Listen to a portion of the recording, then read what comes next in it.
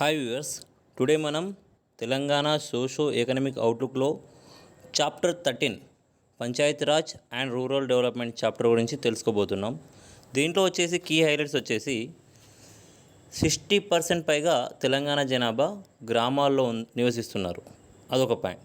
తర్వాత చూస్తే మనకు తెలంగాణలో అన్ని గ్రామాలు ఓడిఎఫ్ ప్లేస్గా ప్రకటించబడ్డాయి. అంటే ఓపెన్ డిఫికేషన్ ఫ్రీ ప్లస్ దేని కింద స్వచ్ఛ భారత్ గ్రామీణ మిషన్ ఫేజ్ 2 కింద తెలంగాణలోని అన్ని గ్రామాలు ఓడిఎఫ్ ప్లేస్గా ప్రకటించబడ్డాయి.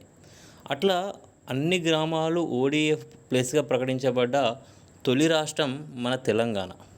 సో ఓపెన్ డిఫికేషన్ ఫ్రీగా ఓపెన్ డిఫికేషన్ ఫ్రీ ప్లేస్గా ప్రకటించబడ్డది. అట్లా ఫస్ట్ స్టేట్ అన్నమాట.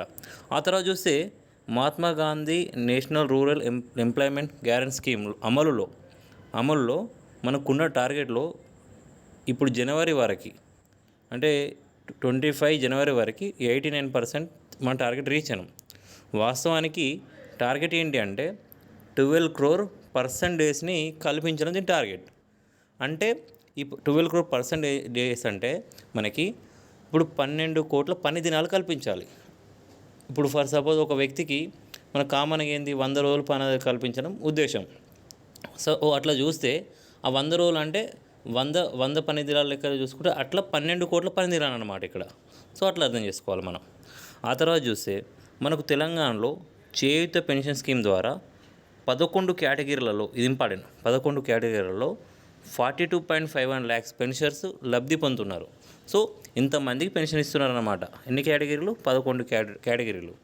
ఆ తర్వాత చూస్తే ఇందిరా మహిళా శక్తి క్యాంటీన్ల ద్వారా ఎస్హెచ్జి గ్రూపులు, అంటే మహిళా సెల్ఫ్ హెల్ప్ గ్రూపులకి సాధికారత కల్పించడం ఉద్దేశం, ఎంపవర్మెంట్ కల్పించడం అన్నమాట. ఆ తర్వాత చూస్తే మనకు జనవరి 2025 నాటికి నేషనల్ రూర్బన్ మిషన్ కింద దాని కింద కొన్ని ఇండికేటర్స్ ఉంటాయన్నమాట. సో ఆ ఇండికేటర్స్ ప్రకారం స్కోర్ ఉంటుంది.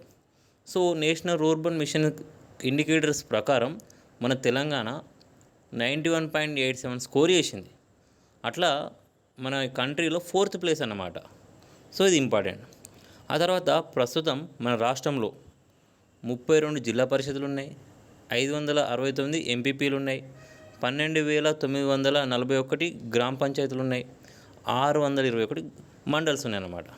సో ఇవి మనకు గుర్తుపెట్టుకోవాలి. డైరెక్ట్గా ఇవి ఉన్నాయని అడుగు ఛాన్స్ ఉంటుందన్నమాట. ఇట్లా గ్రామ పంచాయతీలు చూస్తే అధికంగా ఉన్న జిల్లా ఫస్ట్ నల్లగొండ, తర్వాత సంగారెడ్డి, తర్వాత ఖమ్మం. మరి తక్కువ ఏమున్నాయి అంటే హైదరాబాద్ అయితే 0, నెక్స్ట్ తక్కువ అయితే ములుగులో 10 ఉన్నాయి, జయశంకర్, భూపాలపల్లి, జనగాంలో 12 ఉన్నాయి.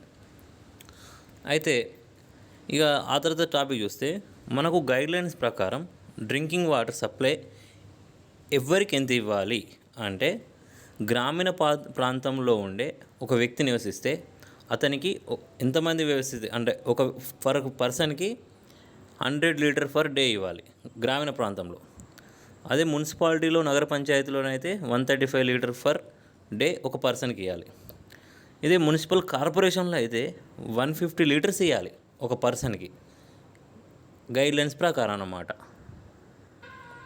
ఆ తర్వాత చూస్తే మనకు వాటర్ సప్లై రిలేటెడ్ అయిన కంప్లైంట్స్ ఉంటే ఒక టోల్ ఫ్రీ నెంబర్ ఉంది, అది 1800-599-4007.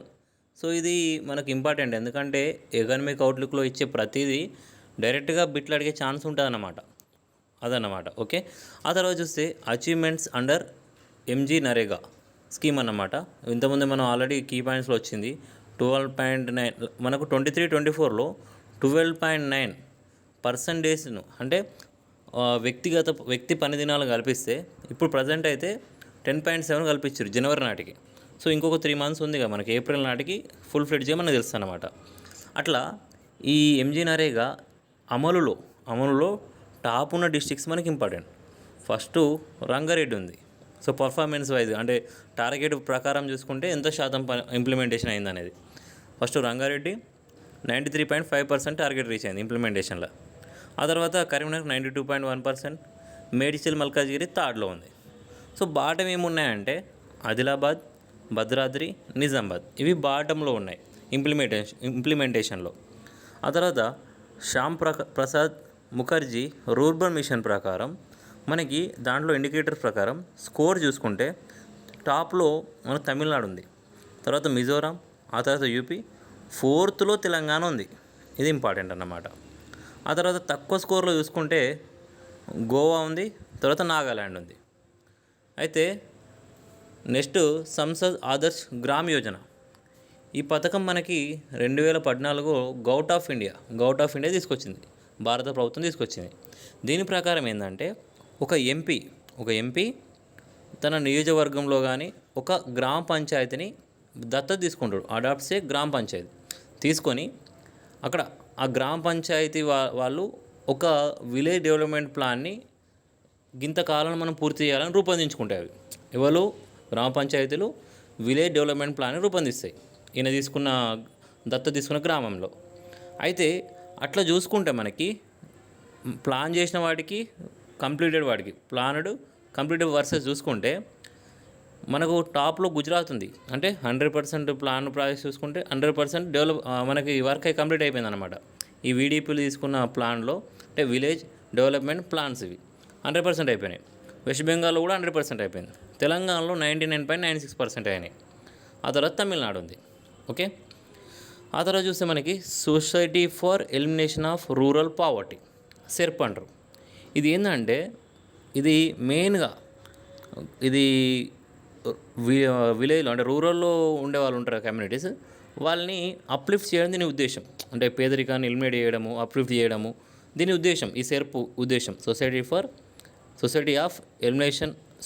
ఎలిమినేషన్ ఆఫ్ రూరల్ పావర్టీ, ఇది ఫర్ అన్నమాట. ఓకే, అయితే దానికోసం మనకి ఈ సెర్ప్ ఏం చేసిందంటే TGREDCO అయితే Telangana renewable energy development corporation తోటి SPDCL అంటే మనకి southern power distribution corporation limited, NPDCL అంటే northern power distribution corporation limited వారితోటి ఈ SHGల ద్వారా MOU కుదుర్చుకున్నాయి. అంటే సో ఈ SHGల ద్వారా ఈ రెన్యూవబుల్ ఎనర్జీని డిస్ట్రిబ్యూట్ చేయడం కోసం ఈ రెన్యూవబుల్ ఎనర్జీ డిస్ట్రిబ్యూట్ చేస్తే వీళ్ళకి అమ్ముకుంటారు అన్నమాట. ఎవరికి? ఈ నార్థన్ పవర్ వాళ్ళకి, సౌతర్న్ పవర్ వాళ్ళకి అమ్ముకోవడం వల్ల సో ఇట్లా మనకి పవర్టీ ఎలిమినేట్ అవుతుంది, రెన్యూవబుల్ ఎనర్జీ వాళ్ళకి అమ్ముకోవడం. సో అట్లా MOU కుదిరిందన్నమాట సెర్పుకును ఈ వీటికి. నెక్స్ట్ చూస్తే లఖ్పత్ దీదీ స్కీమ్. ఇది యాక్చువల్గా గౌట్ ఆఫ్ ఇండియా స్కీము. దీంట్లో ఏం చేస్తారంటే సెల్ఫ్ హెల్ప్ గ్రూప్కి ఎంపవర్మెంట్, సాధికారత కల్పించడం ఉద్దేశం అన్నమాట. అయితే దీంట్లో భాగంగా ఒక ఫ్యామిలీ ఈ సెల్ఫ్ హెల్ప్ గ్రూప్ ద్వారా కనీసం ఇయర్లీ 1 లక్ష సంపాదించేటట్టు వాళ్ళకి హెల్ప్ చేస్తారన్నమాట. సో ₹1,00,000 ఇన్కమ్ వచ్చే విధంగా వాళ్ళకి ఏదైనా పెట్టుకుంటే ఏంటి మన ఇండస్ట్రీ కానీ చిన్న కంపెనీ కానీ పెట్టుకుంటే వాళ్ళకి సహాయం చేస్తారనమాట. అయితే ఇట్లా మనకి అలాంటి లఖ్పత్ దీదీ స్కీమ్కి ఎలిజిబుల్ అయ్యే వాళ్ళది చూస్తే 11.25 lakhs మెంబర్స్ SHG ఉమెన్ని వీళ్ళు ఐడెంటిఫై చేశారు అట్లా అనమాట. ఆ తర్వాత చూస్తే మనకు చేయూత పెన్షన్స్, ఇది 11 రకాలు, 12 కాదు, 11 రకాల చేయూత పెన్షన్స్ మన తెలంగాణ గవర్నమెంట్లో ఇస్తున్నారు. మొత్తం 42.51 lakhs మందికి ఇస్తున్నారు. దాంట్లో టాప్లో చూస్తే మనకి విడో పెన్షన్స్ ఉందన్నమాట. ఇది 15,22,550. ఇది మీరు ఫస్ట్ రాసుకోండి, నేను సెకండ్ రాసిన, ఆర్డర్లో రాసుకుంటే బెటర్. తర్వాత ఓల్డ్ ఏజ్ పెన్షన్స్ అన్నమాట. ఆ తర్వాత డిసేబుల్డ్ 4,90,044 ఉన్నాయి ఇట్లా అన్నమాట. సో ఆ తర్వాత financial assistance to beedi workers. So first ఉంది విడో పెన్షన్స్, తర్వాత ఓల్డ్ ఏజ్, తర్వాత డిసేబుల్డ్, ఆ తర్వాత బీడీ వర్కర్స్కి పెన్షన్ అన్నమాట.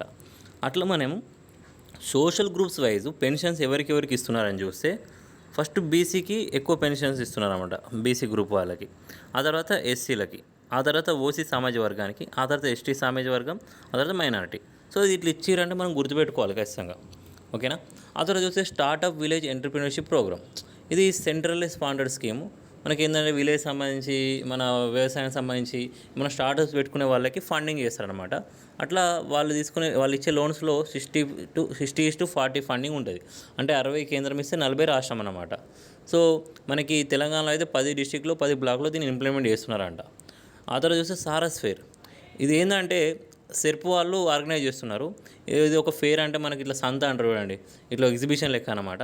ఇది ఏంటంటే దీంట్లో మన క్రాఫ్ట్స్ కానీ టెక్స్టైల్స్ ఏమైనా బట్టలు చేతి వృత్తుల వాళ్ళు వచ్చి వాళ్ళ ప్రొడక్ట్స్ని ఎగ్జిబిషన్ పెట్టుకుంటే ఎవరైనా కొంటారు అనమాట. అట్లా వీళ్ళు పెట్టిన ఫేర్లో 6.02 lakhs మెంబర్స్ వచ్చారు. సేల్స్ వచ్చి 7.80 crore అయినా అనమాట. ఆ తర్వాత మనకు ఇందిరా మహిళా శక్తి మిషన్ 2025.